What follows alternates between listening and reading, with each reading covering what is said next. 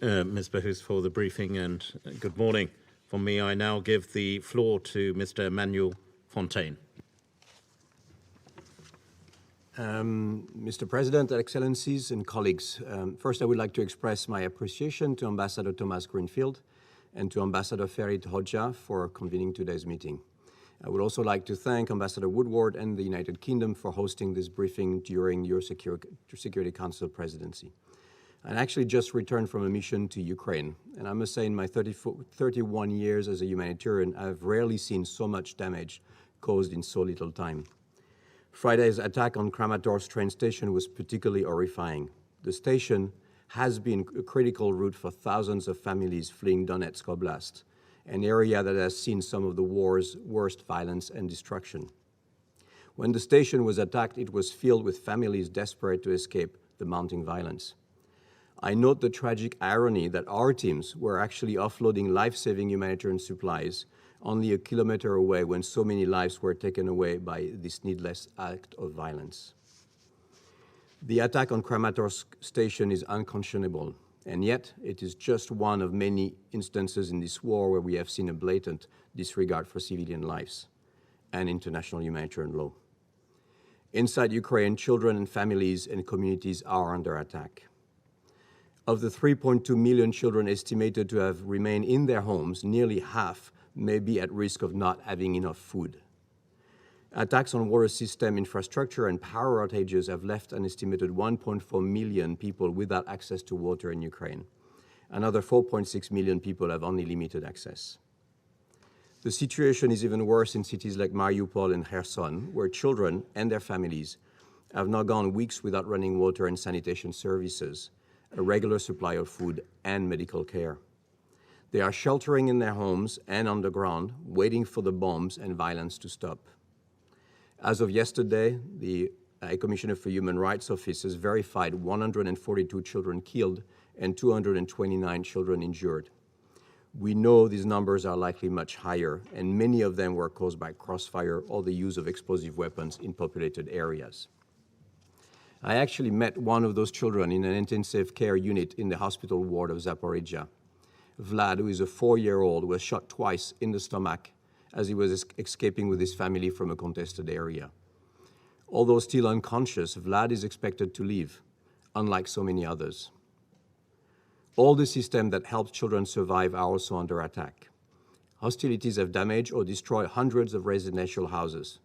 Attacks on hospital, healthcare facilities, and medical equipment, and the killing and injuring of healthcare professionals are making it even harder for people to access emergency care, basic healthcare, and medicine. Hundreds of schools and educational facilities have been attacked or used for military purposes. Others are serving as shelters for civilians.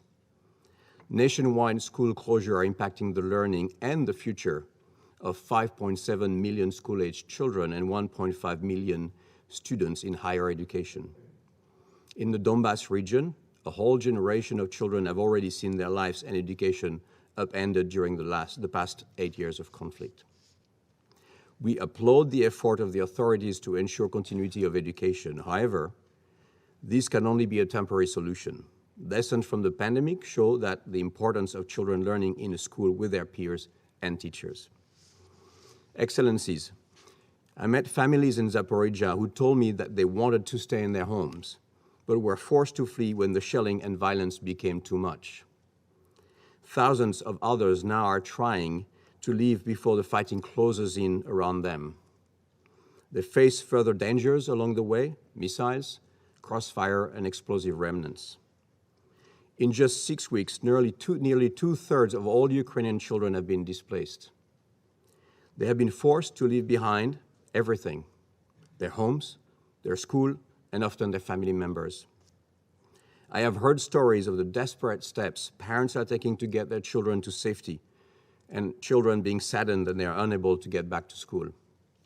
A social worker told me a story about parents who were forced to send their children with a truck driver just to get them away from the line of fire. Such unaccompanied children, of course, are at much higher risk of violence, abuse, exploitation, and trafficking. Women face a particular risk. We are extremely concerned by increasing reports of sexual violence and other forms of gender-based violence. Fortunately, there has been an outpouring of support from neighboring countries to welcome refugees. The solidarity expressed for Ukrainian refugees has been a very welcome development, one that surely should be replicated globally for all seeking protection and asylum, no matter where they come from. Excellencies, UNICEF and our partners are doing everything we can. Inside Ukraine, we continue to face extremely difficult operating conditions. We have seen some progress in recent weeks with our teams and supplies able to reach Sumy, Kharkiv, and Kramatorsk, among others. But this is not enough. Ongoing hostilities prevent us from reaching those most in need in many areas of the country. We saw that last week in Kramatorsk, when our teams were actually forced to stop offloading supplies and had to evacuate to safety following the nearby explosions. We are also helping local authorities to identify and register unaccompanied and separated children. We are providing families with much-needed humanitarian cash assistance and increasing awareness to minimize the risk of explosive ordnance. In Zaporizhia, I visited a reception center set up by local authorities, run mostly by women professionals, for displaced people to access health and psychosocial services, have a warm meal, and rest temporarily. These services are critical, but they are not the solution. Many of those who were able to flee early have been able to find sanctuary in other countries. It is not clear how those who are being displaced now will actually fare. They have been exposed to violence for longer and may have less resources at their disposal. Resources are already overstretched, and local residents live in a state of uncertainty as the sound of air raids and warnings from local officials ring regularly, reminding them that the front lines may soon reach them too. Excellencies, I'm particularly concerned about the widespread presence of explosive remnants of war, which expose children to the risk of death and horrendous injury. Eastern Ukraine was already one of the world's most mine-contaminated stretches of land, even prior to the recent escalation. This reality is rapidly extending to other parts of the country. We are also carefully monitoring the health, rights, and dignity of women and girls as the risk of exploitation and abuse grows.